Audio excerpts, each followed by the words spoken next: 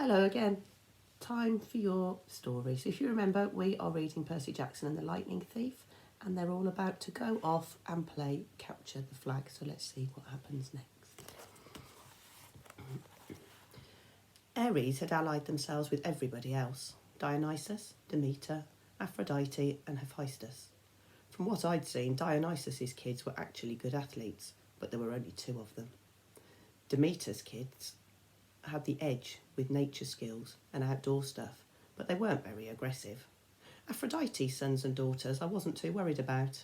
They mostly sat out every activity and checked their reflection in the lake and did their hair and gossiped. Hephaestus's kids weren't pretty, and there were only 4 of them, but they were big and burly from working in the metal shop all day. They might be a problem.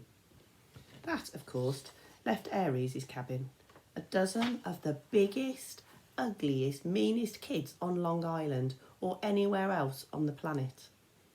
Chiron hammered his foot on the marble. "Heroes," he announced, "you know the rules. The creek is the boundary line. The entire forest is fair game. All magic items are allowed. The banner must be prominently displayed and have no more than 2 guards. Prisoners may be disarmed, but may not be bound or gagged. No killing or maiming is allowed. I will serve as referee and battlefield medic. Arm yourselves." He spread his hands, and the tables were suddenly covered with equipment: helmets, bronze swords, spears, oxhide shields coated in metal. "Whoa," I said. "We're really supposed to use these?" Luke looked at me as if I were crazy. "Unless you want to get skewered by your friends in cabin 5. Here, Chiron thought these would fit. You'll be on border patrol." My shield was the size of an NBA blackboard, or even a backboard, with a big caduceus in the middle. It weighed about £1 million. I could have snowboarded on it fine, but I hoped seriously nobody expected me to run fast. A helmet, like all the helmets on Athena's side, had a blue horsehair plume on top. Ares and their allies had red plumes. Annabeth yelled, "Blue team, forward!" We cheered and shook our swords and followed her down the path to the south woods. The red team yelled taunts at us as they headed off towards the north. I managed to catch up with Annabeth without tripping over my equipment. "Hey." She kept marching. "So what's the plan?" I asked. "Got any magic items you can loan me?" Her hand drifted towards her pocket, as if she were afraid I'd stolen something.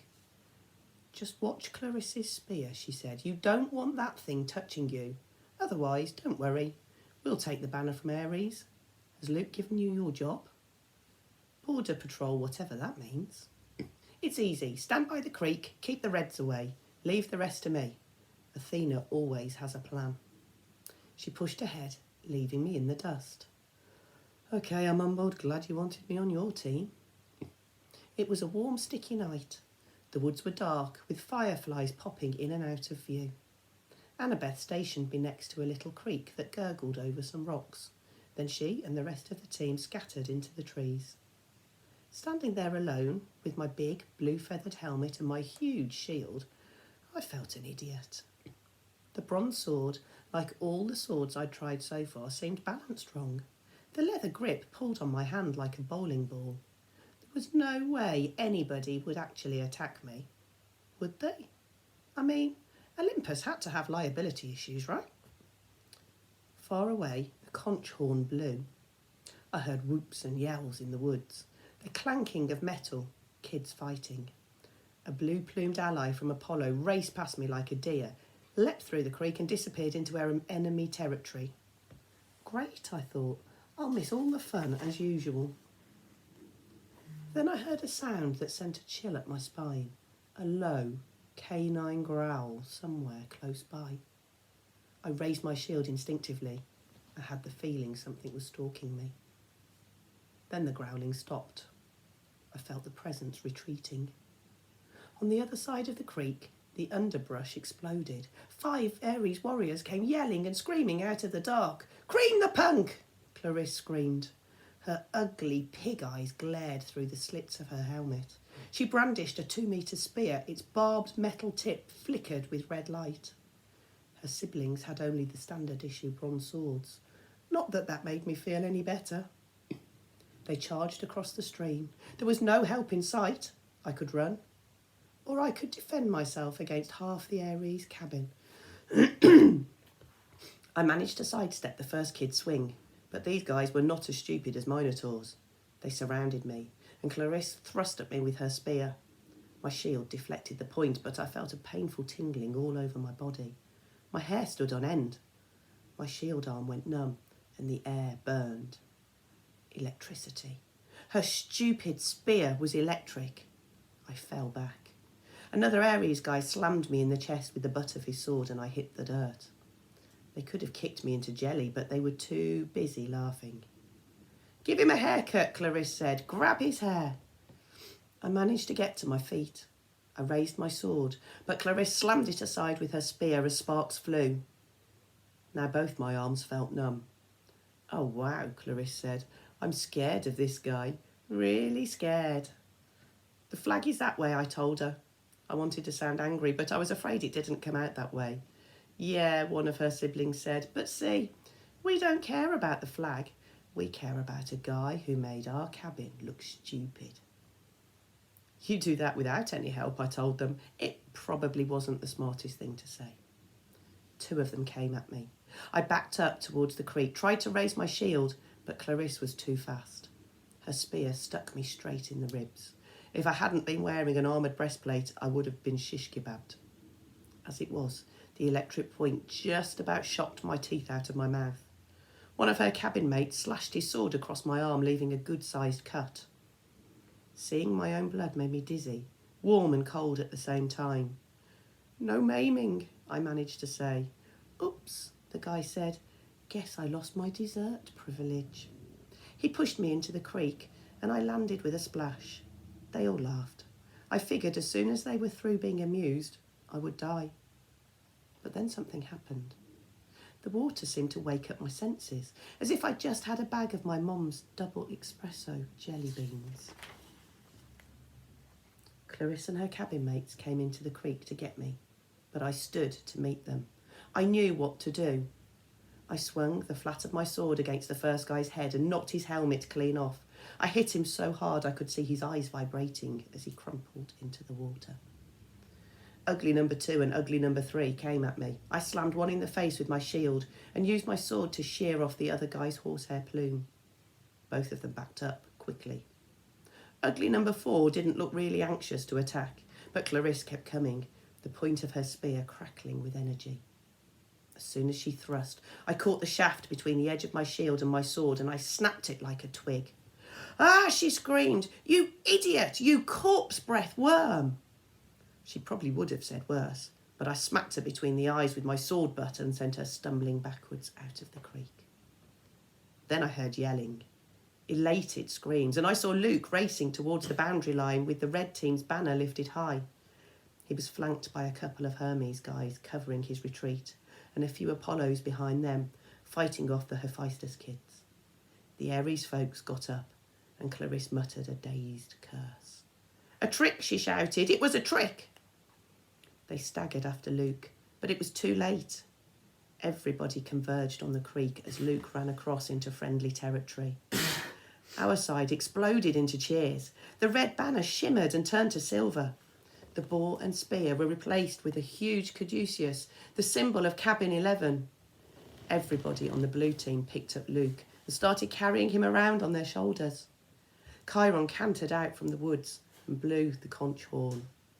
The game was over. We'd won. I was about to join the celebration when Annabeth's voice, right next to me in the creek, said, "Not bad, hero." I looked, but she wasn't there. "Where the heck did you learn to fight like that?" she asked. The air shimmered and she materialised, holding a Yankees baseball cap, as if she'd just taken it off her head. I felt myself getting angry. I wasn't even fazed by the fact that she'd just been invisible. "You set me up," I said. "You put me here because you knew Clarisse would come after me, while you sent Luke around the flank. You had it all figured out." Annabeth shrugged. "I told you. Athena always has a plan. A plan to get me pulverised.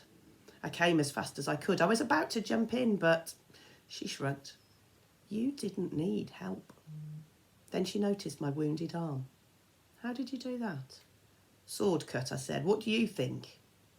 No, it was a sword cut. Look at it. The blood was gone. Where the huge cut had been, there was a long white scratch, and even that was fading. As I watched, it turned into a small scar, and then disappeared. I don't get it, I said. Annabeth was thinking hard. I could almost see the gears turning. She looked down at my feet, then at Clarissa's broken spear, and said, Step out of the water, Percy. What? Just do it. I came out of the creek and immediately felt bone tired. My arms started to go numb again. My adrenaline rush left me. I almost fell over, but Annabeth steadied me. Oh, sticks, she cursed. This is not good. I assumed it would be Zeus. Before I could ask what she meant, I heard that canine growl again, but much closer than before. A howl ripped through the forest. The campers' cheering died instantly. Chiron shouted something in ancient Greek, which I would realise only later I had understood perfectly. Stand ready. My bow. Annabeth drew her sword. There, on the rocks just above us, was a black hound the size of a rhino, the lava-red eyes and fangs like daggers. It was looking straight at me. Nobody moved except Annabeth, who yelled, Percy, run! She tried to step in front of me, but the hound was too fast. It leapt over her, an enormous shadow with teeth, and just as it hit me, I stumbled backwards and felt its razor-sharp claws ripping through my armour. There was a cascade of thwacking sounds, like 40 pieces of paper being ripped one after the other. From the hound's neck sprouted a cluster of arrows. The monster fell dead at my feet. By some miracle, I was still alive. I didn't want to look underneath the ruins of my shredded armour. My chest felt warm and wet, and I knew I was badly cut. Another second, and the monster would have turned me into 50 kilograms of delicatessen meat. Chiron trotted up next to us, a bow in his hand, his face grim. De Immortales, Annabeth said. That's a hellhound from the fields of punishment. They don't. They're not supposed to. Someone summoned it, Chiron said. Someone inside the camp. Luke came over, the banner in his hand forgotten, his moment of glory gone. Clarisse yelled, It's all Percy's fault. Percy summoned it. Be quiet, child, Chiron told her. We watched the body of the hellhound melt into shadow, soaking into the ground until it disappeared. You're wounded, Annabeth told me. Quick, Percy, get in the water. I'm okay. No, you're not, she said. Chiron, watch this. I was too tired to argue. I stepped back into the creek, the whole camp gathering around me. Instantly, I felt better. I could feel the cuts on my chest closing up. Some of the campers gasped. Look, I don't know why, I said, trying to apologise. I'm sorry. But they weren't watching my wounds heal. They were staring at something above my head. Percy, Annabeth said, pointing. By the time I looked up, the sign was already fading, but I could still make out the hologram of green light spinning and gleaming. A 3-tipped spear, a trident. Father, Annabeth murmured, this is really not good. It is determined, Chiron announced. All around me, campers started kneeling. Even the Ares cabin, although they didn't look happy about it. My father? I asked, completely bewildered. Poseidon, said Chiron, Earthshaker, Stormbringer, father of horses, hail Perseus Jackson, son of the sea god. Wow. Right, new chapter. Chapter 9. I am offered a quest. The next morning, Chiron moved me to cabin 3. I didn't have to share with anybody. I had plenty of room for all my stuff. the Minotaur horn, one set of spare clothes and a toiletry bag. I got to sit at my own dinner table, pick all my own activities, call lights out whenever I felt like it, and not listen to anybody else. And I was absolutely miserable. Just when I'd started to feel accepted, to feel I had a home in cabin 11 and I might be a normal kid, or as normal as you can be when you're a half-blood, I'd been separated out as if I had some rare disease. Nobody mentioned the hellhound, but I got the feeling they were all talking about it behind my back. The attack had scared everybody. It sent 2 messages. 1, that I was the son of the sea god. 2, monsters would stop at nothing to kill me. They could even invade a camp that had always been considered safe. The other campers steered clear of me as much as possible. Cabin 11 was too nervous to have sword class with me after what I'd done to the Ares folks in the woods, so my lessons with Luke became one-on-one. He pushed me harder than ever and wasn't afraid to bruise me up in the process. "You're going to need all the training you can get," he promised, as we were working with swords and flaming torches. "Now let's try that viper beheading strike again. 50 more repetitions." Annabeth still taught me Greek in the mornings, but she seemed distracted. Every time I said something, she scowled at me as if I just poked her between the eyes. After lessons, she would walk away muttering to herself, "Quest? Poseidon? Dirty, rotten. Got to make a plan." Even Clarisse kept her distance, though her venomous looks made it clear she wanted to kill me for breaking her magic spear. I wished she would just yell or punch me or something. I'd rather get into fights every day than be ignored. I knew somebody at camp resented me, because one night I came into my cabin and found a mortal newspaper dropped inside the doorway. A New York Daily News, open to the Metro page. The article took me almost an hour to read, because the angrier I got, the more the words floated around on the page. "Boy and mother still missing after freak car accident," by Eileen Smythe. Sally Jackson and son Percy are still missing 1 week after their mysterious disappearance. The family's badly burned 78 Camaro was discovered last Saturday on a North Long Island road with the roof ripped off and the front axle broken. The car had flipped and skidded for several hundred metres before exploding. Mother and son had gone for a weekend vacation to Montauk, but left hastily under mysterious circumstances. Small traces of blood were found in the car and near the scene of the wreck, but there were no other signs of the missing Jacksons. Residents in the rural area reported seeing nothing unusual around the time of the accident. Miss Jackson's husband, Gabe Ugliano, claims that his stepson, Percy Jackson, is a troubled child who has been kicked out of numerous boarding schools and has expressed violent tendencies in the past. Police would not say whether son Percy is a suspect in his mother's disappearance, but they have not ruled out foul play. Below are recent pictures of Sally Jackson and Percy. Police urge anyone with information to call the following toll-free Crime Stoppers hotline. The number was circled in black marker. I wadded up the paper and threw it away, then flopped down on my bunk bed in the middle of my empty cabin. "Lights out," I told myself miserably. That night I had my worst dream yet. I was running along the beach in a storm. This time there was a city behind me. Not New York. The sprawl was different. Buildings spread farther apart, palm trees and low hills in the distance.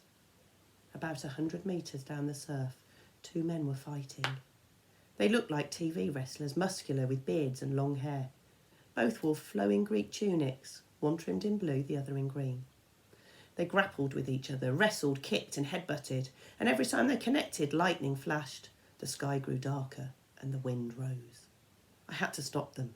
I didn't know why, but the harder I ran, the more the wind blew me back until I was running on the spot, my heels digging uselessly in the sand.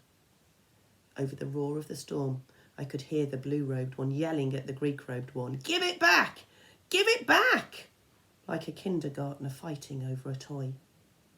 The waves got bigger, crashing into the beach, spraying me with salt. I yelled, "Stop it! Stop fighting!" The ground shook. Laughter came from somewhere under the earth, and a voice so deep and evil it turned my blood to ice. "Come down, little hero," the voice crooned. Come down. The sand split beneath me, opening up a crevice straight down to the centre of the earth. My feet slipped and darkness swallowed me. I woke up sure I was falling. I was still in bed in cabin 3. My body told me it was morning, but it was dark outside and thunder rolled across the hills. A storm was brewing. I hadn't dreamt that. I heard a clopping sound at the door, a hoof knocking on the threshold. Come in.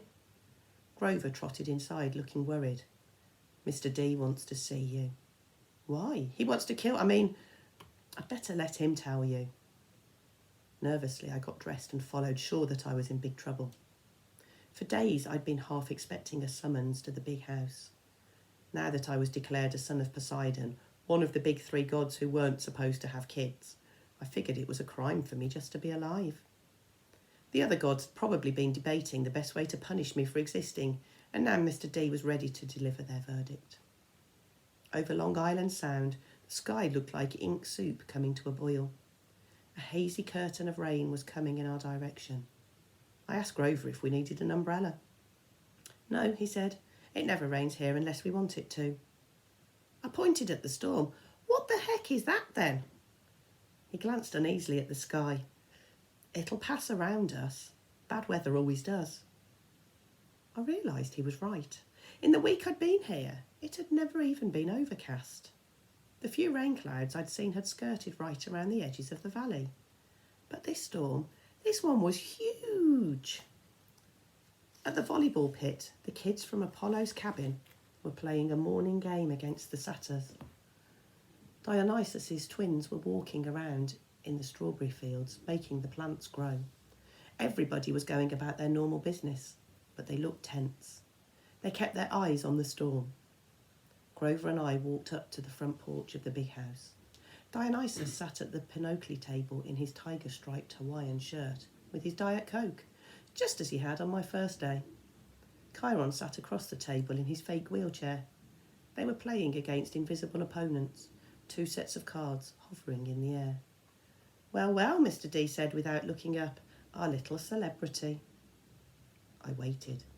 Come closer, Mr. D said, and don't expect me to kowtow to you, mortal, just because old Barnacle-beard is your father. A net of lightning flashed across the clouds. Thunder shook the windows of the house. Blah, blah, blah, Dionysus said. Chiron feigned interest in his pinochle cards. Grover cowered by the railing, his hoofs clopping back and forth. If I had my way, Dionysus said, I would cause your molecules to erupt in flames. We'd sweep up the ashes and be done with a lot of trouble. But Chiron seems to feel this would be against my mission at this cursed camp, to keep you little brats safe from harm. Spontaneous combustion is a form of harm, Mr. D, Chiron put in. Nonsense, Dionysus said. Boy wouldn't feel a thing. Nevertheless, I've agreed to restrain myself. I'm thinking of turning you into a dolphin instead, sending you back to your father. Mr. D, Chiron warned. Oh, all right, Dionysus relented. There's one more option, but it's deadly foolishness. Dionysus rose, and the invisible player's cards dropped to the table. I'm off to Olympus for the emergency meeting. If the boy is still here when I get back, I'll turn him into an Atlantic bottlenose. Do you understand? And Percy Jackson, if you're at all smart, you'll see that's a much more sensible choice than what Chiron feels you must do. Dionysus picked up a playing card, twisted it, and it became a plastic rectangle. A credit card? No, a security pass. He snapped his fingers. The air seemed to fold and bend around him. He became a holograph, then a wind, then he was gone, leaving only the smell of fresh-pressed grapes lingering behind. And that's where we're going to stop today. More tomorrow. Bye.